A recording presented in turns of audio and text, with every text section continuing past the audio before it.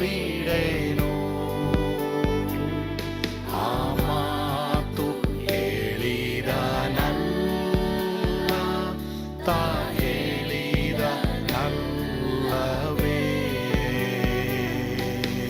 ನಾ ಕೈ ಬಿಡೆನು, ನಾ ಕೈ ಬಿಡೆನು. ಆ ಮಾತು ಹೇಳಿದನಲ್ಲ, ತಾ ಹೇಳಿದನಲ್ಲವೇ.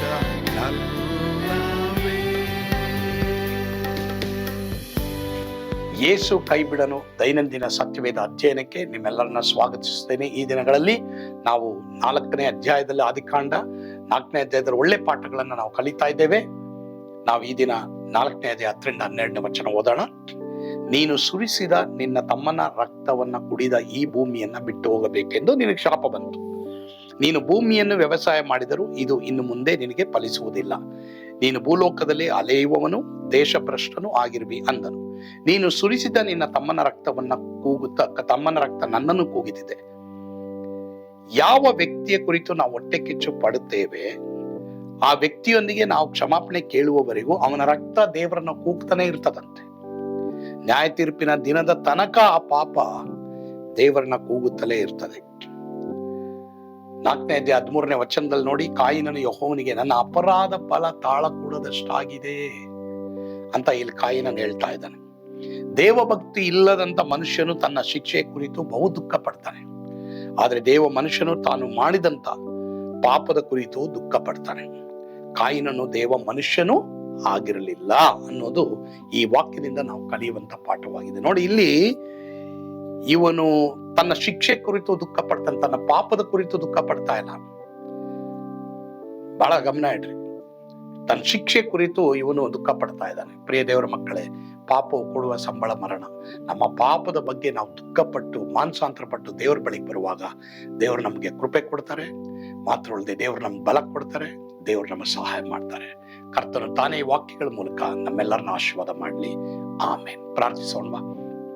ಪರಮ ಪ್ರೀತಿಯುಳ್ಳ ತಂದೆ, ಆದರೆ ಇವತ್ತು ಯಾರ್ಯಾರು ನಾನು ಪಾಪಿ, ನಾನು ನಿನ್ನ ಮುಂದೆ ದೊಡ್ಡ ಅಪರಾಧ ಮಾಡಿದ್ದೀನಿ, ನನ್ನ ಪಾಪದ ಬಗ್ಗೆ ಪಶ್ಚಾತ್ತಾಪ ಪಡ್ತೀನಿ ಎಂಬುದಾಗಿ ಯಾರು ಮಾನಸಾಂತರ ಪಡ್ತಾ ಇದ್ದಾರೋ ಅವರಿಗೆ ಕೃಪೆಯನ್ನು ಅನುಗ್ರಹಿಸಿಕೊಡು. ನಾನು ಪಾಪ ಮಾಡಿದ್ದೇನೆ, ನನ್ನ ಕ್ಷಮಿಸಿ ಎಂಬುದಾಗಿ ನಿನ್ನ ಮುಂದೆ ಬರುವಾಗ, ದೇವರೇ ಪಾಪಿಯಾದ ನನ್ನ ಕರುಣಿಸಿ ಎಂಬುದಾಗಿ ನಿನ್ನ ಮುಂದೆ ಬರುವಾಗ ನಮ್ಮ ಎಲ್ಲಾ ತಪ್ಪುಗಳನ್ನು ಪರಿಹರಿಸಿ ನಮ್ಮನ್ನು ಶುದ್ಧ ಮಾಡೋದಕ್ಕೆ ನೀನು ಶಕ್ತನಾಗಿದೆ. ಅದಕ್ಕಾಗಿ ಸ್ತೋತ್ರ. ಯೇಸುವಿನ ಹೆಸರಿನಲ್ಲಿ ಪ್ರಾರ್ಥಿಸ್ತೇವೆ ಸ್ವಾಮಿ. ಆಮೇನ್. ಕರ್ತನು ತಾನೇ ನಿಮ್ಮೆಲ್ಲರನ್ನ ಆಶೀರ್ವಾದ ಮಾಡಲಿ. ಸ್ವರ್ಗದ ಆನಂದ ನಮ್ಮೆಲ್ಲರನ್ನ ತುಂಬಿ ತುಳುಕಲಿ. ಆಮೇನ್.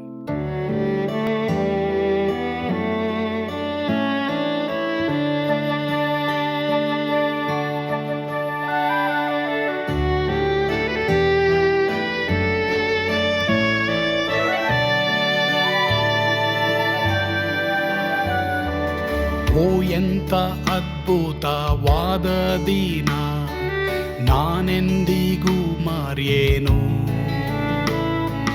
ಪಾಪಂಧಕಾರದೊಳ್ ಅಲೆದೇನ, ರಕ್ಷಕನ ಕಂಡೇನು. ಕೋಮಲ ಕರುಣೆಯುಳ್ಳ ಯೇಸು ಎನ್ ಕೊರತೆ ನೀಗಿದ. ಕತ್ತಲೆ ಹೋಯಿತು, ಜ್ಯೋತಿಯು ಮೂಡಿತು, ನಾನೀಗ ಧನ್ಯನಾದೆ. ಸ್ವರ್ಗದ ನಂದ ಎನ್ನಾತ್ಮ ತುಂಬಿತು, ಶಿಲುಬೆನಾಗ ಎನ್ ಸ್ವಸ್ಥ ಗೈದನು. ಎನ್ ಪಾಪ ತೋಳೆದ, ಈರುಳ ದಿನಕ್ಕೆ ತಿರುಗಿದ. ಸ್ವರ್ಗದ ನಂದ ಎನ್ನಾತ್ಮ ತುಂಬಿತು.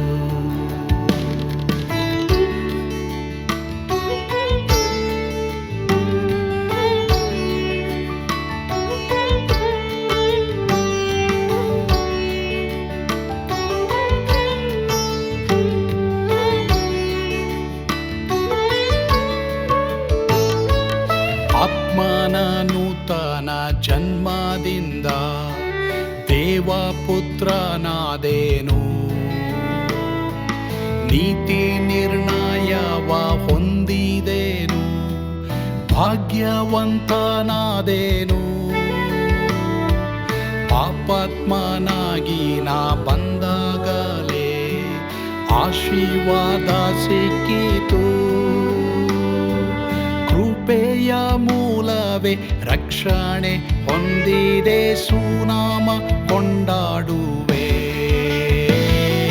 ಸ್ವರ್ಗದ ನಂದ ಎನ್ನಾತ್ಮ ತುಂಬಿತು, ಶಿಲುಬೆನಾಗ ಎನ್ ಸ್ವಸ್ಥಗೈದನು. ಎನ್ ಪಾಪ ತೋಳೆದ ಈರುಳ ದಿನಕ್ಕೆ ತಿರುಗಿದ.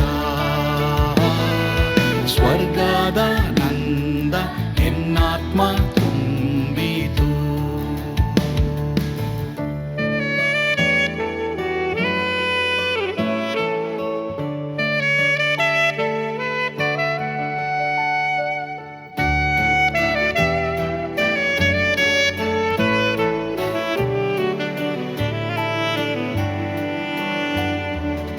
ಅನಂತ ನಿರೀಕ್ಷೆ ಏನಾಗಿದೆ, ಕಾಲವು ತೀರಲಾಗಿ. ಸ್ವರ್ಗದ ಭವ್ಯ ಬಿಡಾರದಲ್ಲಿ ನಿತ್ಯವಾಗಿ ಇರುವೆ. ಶಿಲುಬೆ ನನಗೆ ಆಶ್ರಯವೇ, ನಂಬಿಕೆಗಾಧಾರವೇ. ನಿತ್ಯ ಐಶ್ವರ್ಯವ ದಿವ್ಯಾಶೀರ್ವಾದವ ಕರ್ತ ಇವನೇ ನಗೆ. ಸ್ವರ್ಗದ